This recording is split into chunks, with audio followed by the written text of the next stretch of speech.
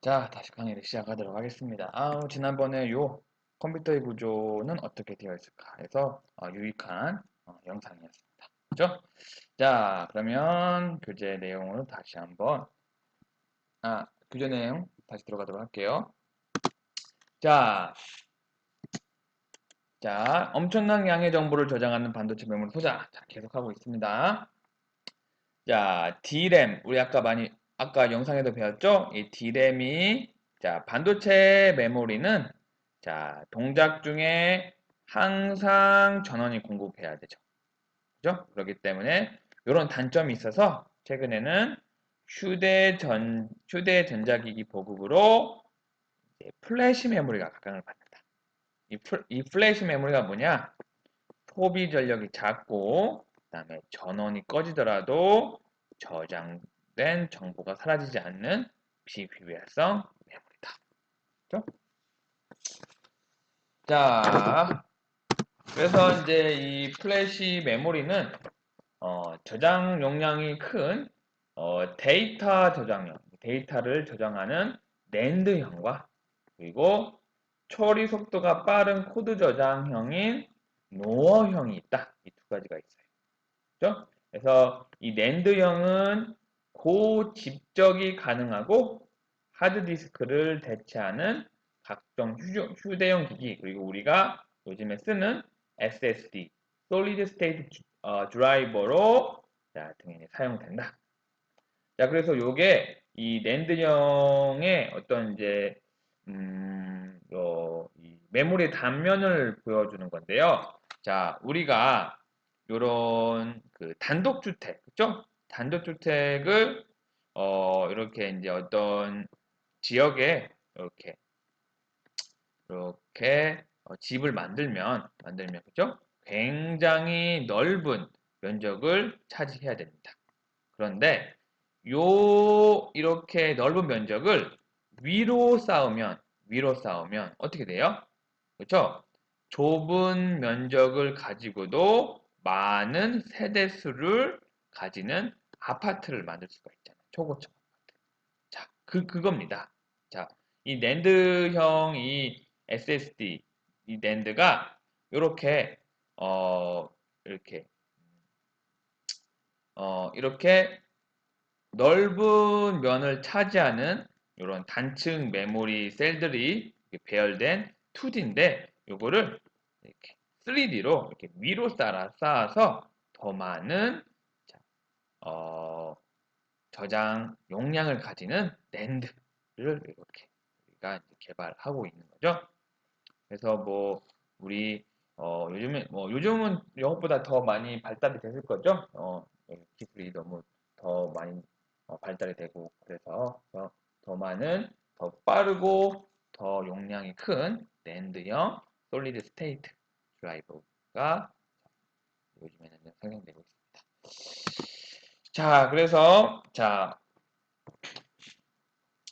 요 반도체에 대해서 조금 역사를 대해서 좀 말을 하면, 1984년도에 이제 미국 벨 연구소가 최초로 발명한 반도체에는 5제곱센티미터의 한 개의 트랜지스터. 이 트랜지스터라는 것은 어떤 정기적 신호를 껐다 켰다 하는 그런 장치라고 했죠. 그래서 요 5cm면 어떻게 되냐? 5제곱센티미터면 뭐 가로 세로 뭐 이렇게 센티미터. 요 면적에 이 트랜지스터가 하나 있는 거예요. 근데 이제 아까 전에 말했듯이 동영상에서 봤잖아요. 1958년에 제킬비에 의해 집적 회로가 발명된 후에 이 IC 여기 집적 회로 칩에 위에 올라가는 이 트랜지스터 이 숫자가 굉장히 비약적으로 증가해요. 그래서 VLSI라고 해서 대규모 집적 회로가 등장하게 됐어요.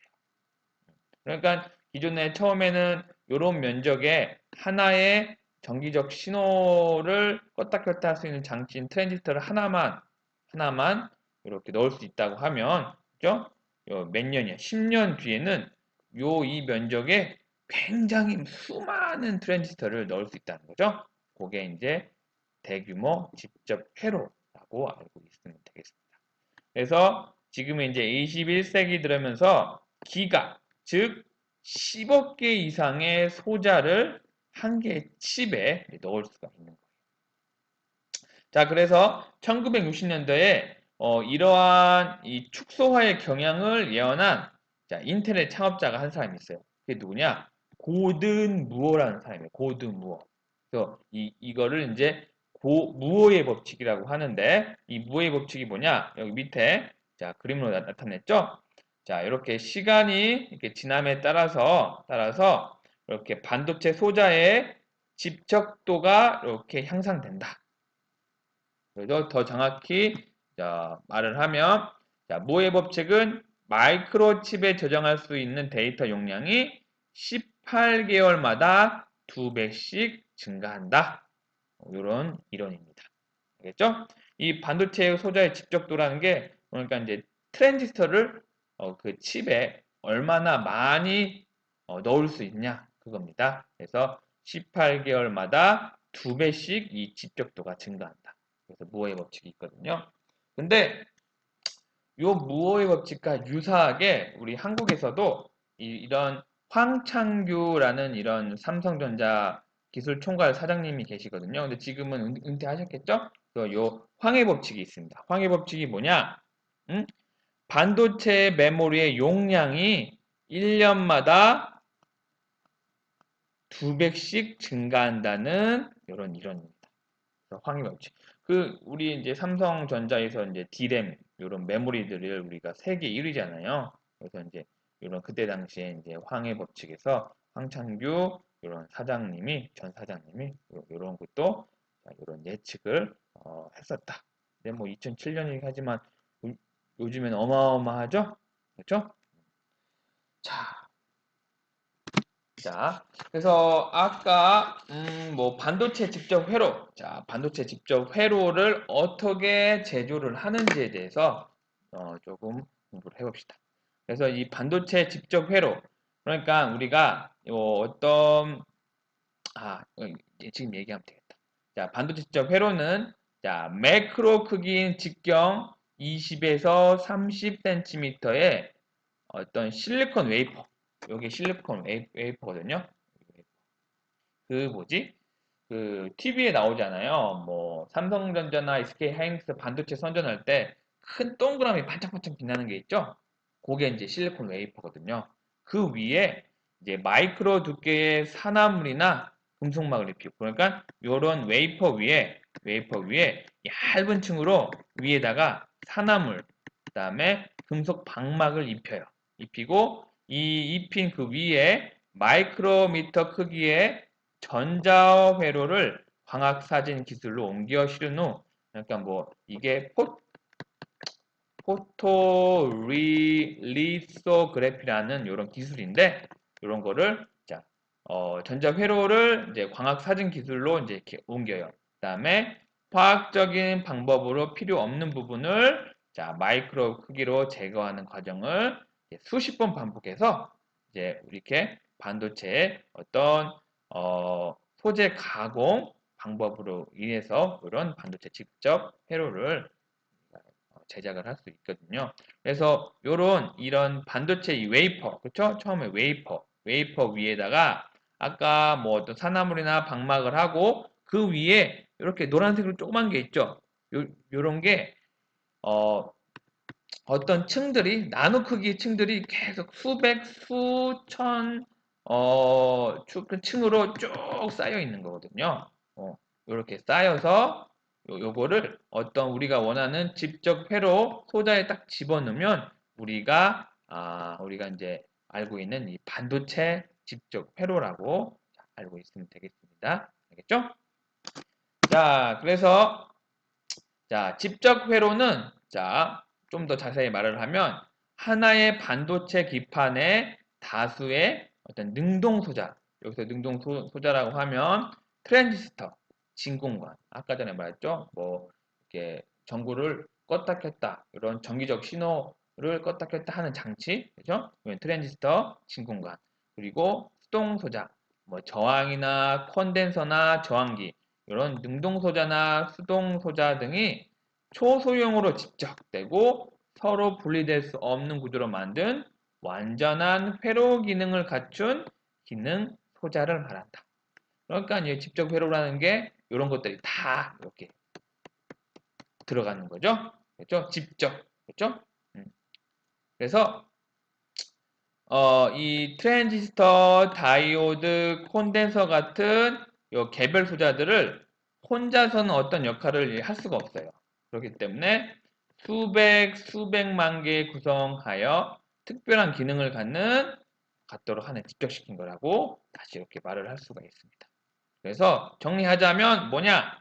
집적 회로는 여러 가지 부품들을 초소형으로 직접시켜 만든 어떤 능력을 가지고 있는 부품이라고 알면 되겠습니다. 그렇죠? 자, 그래서 아까 전에 말한 소자라는 게 부품 등을 막연하게 표현하는 용어. 이 소자라는 말이 그래서 장치 전체로서의 기능에 대해 부분적으로 관여하는 것을 말합니다.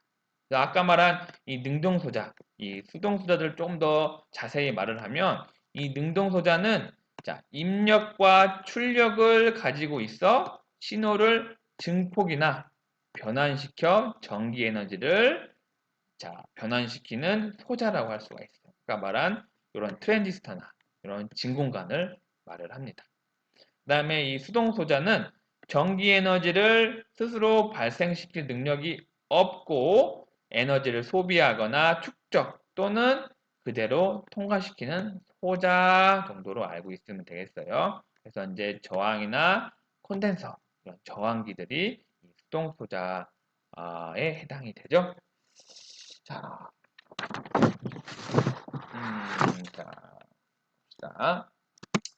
자, 그래서 이 마이크로미터 수준에서 이제 소자를 제조한다는 의미는 이 반도체 제조 기술을 이런 마이크로 일렉트로닉스라고 한다. 그래서 고진공 기술이나 어떤 플라즈마 증착 기술, 그리고 어떤 뭐 애칭 기술, 애칭이 뭐 깎는다는 뜻이거든요. 증착은 뭔가를 쌓은다라는 뜻이에요. 이런 나노리소그래피, 아까 이런 뭐 사진 찍는 기술이라고 했죠. 어떤 웨이퍼 회로판에 그리고 이런 것들이 수많은 기술의 등장으로 나노미터 영역에서 회로를 가공한다. 이렇게 알고 있으면 되겠습니다. 그래서 지금 처음 반도체가 탄생됐을 때부터 2010년까지의 이런 반도체의 어떤 크기를 비교해보면 최소 선폭이라는 게 반도체의 크기 정도 크기가 아니라 반도체를 만들기 위해서 어떤 회로를 패터닝하는 그런 크기라고 하면 되는데요. 1960년도에는 밀리미터, 그다음에 70년도에는 마이크로미터. 그래서 2010년에는 50나노미터, 요즘에는 3나노미터, 뭐 이렇게 굉장히 작아졌습니다. 그러니까 이제 반도체 공정 기술이 굉장히 발달을 해서 똑같은 크기의 이 반도체 안에서 굉장히 많은 트랜지스터나 이런 소자들을 이렇게 집적시킬 수 있다는 거예요. 그래서 집적도도 초창기에는 수십이었지만 지금은 수십 기가, 앞으로는 더 많이 발전하게 될 것 같습니다. 자, 이렇게 해서 간단하게 이렇게 반도체에 관해서 간단하게 공부하는 시간을 가졌습니다. 자, 여기까지 하겠습니다.